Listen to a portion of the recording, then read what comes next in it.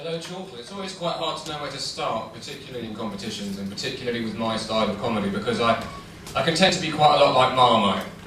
Not in a sort of cliched, love me or hate me sort of way, just purely in the sense that if you're silly enough to let me anywhere near your fanny, you're probably going to end up with a yeast infection.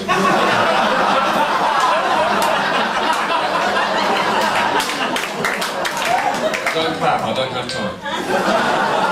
I'll open up by explaining why I got this on with me. When you do stand up, it's quite nice to have a decent hardback journal to record your jokes and thoughts in. Somebody that I thought cared about me bought me a birthday present this year, but the best that she could manage was this. The journal, Jamie at Home. Jamie Oliver, of course, the TV chef who's famous for encouraging people up and down the country to not only chuck it all in there, but also to bish bash bosh it, and even, occasionally, waz it up. Join us next week on Jamie at Home, where the naked chef will be showing you how to single-handedly butcher and marinate in piss, the good name of the English language.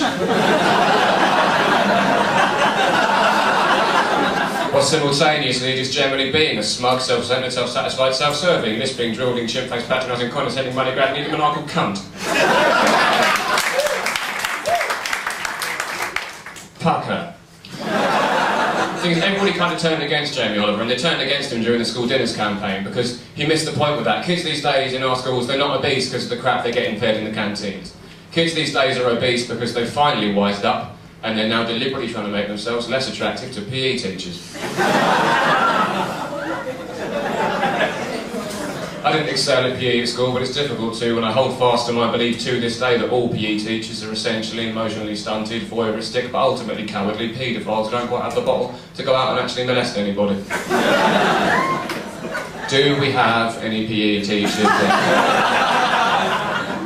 Because if we do, I will quite happily apologise for any sweeping generalisations that I may make. It's just comedy, they're just jokes. I'm sure not all of you are cowards, and a fair few of you do in fact go the whole hog and become rapists. But this is me, this is my style of comedy, I can't help it. If I think something's funny, if I think something's got comedy merits, I'll go ahead and say it, or I'll go ahead and do it. I mean, just the other day, in the pursuit of irony, I used a bag for life to suffocate a puppy. And the best thing is I can bury him in it and it's completely biodegradable. I've tried to get on board all these conscientious issues. Global warming is one that I can't really identify with, because I personally quite like it when it's sunny. But I don't really understand the big deal. I mean, don't get me wrong, I know that hurricanes and tornadoes and other natural disasters caused in part by climate change lead to thousands dying and thousands more suffering through the resultant spread of cholera, typhoid and dysentery. But I bought a Calippo today.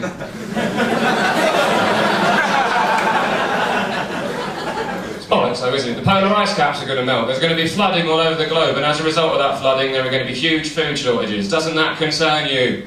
Well, not really, because I live up a hill near a Tesco. Things are hard for me at the moment. I used to base quite a large part of my set on mean and misogynistic jokes about my girlfriend, but the other month we split up. Ah, that's really nice of you. Oh, it shows that you're sympathetic, you're on my side, and also you are woefully naive about the reasons behind it. Which were primarily that I got drunk and put my cock in somebody's thinner.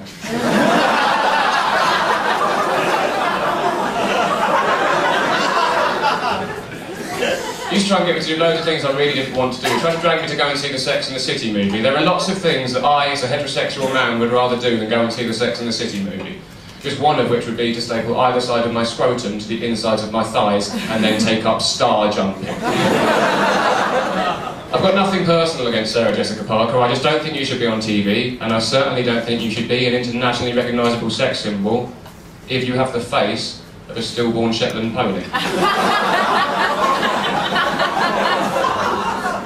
It's not very nice, that one, but it's like Mother always said, Sam, if you can't say anything nice, you probably ought to think about packing in that job at childline. The thing is, as a comedian, I am aware of the flaws in my own act. I am aware of them. I'm aware, for example, that I can come across as intellectually superior and somewhat arrogant. I know that for a fact because people on YouTube keep feeling the need to point it out to me. Twat. The thing is, I have been blessed with a certain level of intelligence, and it has led to arrogance. I remember once I was 5 years old for a period of roughly 365 days. And I was in the kitchen and Mother was there, and Mother had made a pudding, and she turned to me and she went, "Look, Sam, look at the apple crumble that Mummy's made. Isn't Mummy clever? And 5 years old, I looked at Mummy and I said, no. No, Mummy is not clever. A true artisan would have crafted her crumble topping by hand, using equal quantities of flour, butter and sugar. But you Harridan, seem to have merely taken a pack of Asda's finest hobnobs and hastily annihilated them between your mammoth gammon fingers. I'm not calling her fat, I was 5, it's a question of perspective.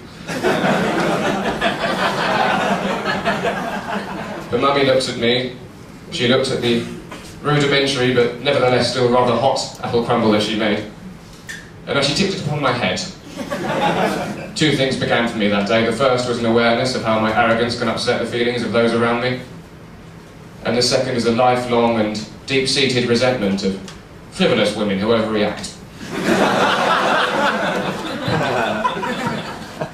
Ladies and gentlemen, it's lovely for you to come out. I'll leave you on this thought. Women are like bottles of fine wine. It doesn't really matter how much money you spend on them. If you leave them open for a month, they end up tasting like vinegar.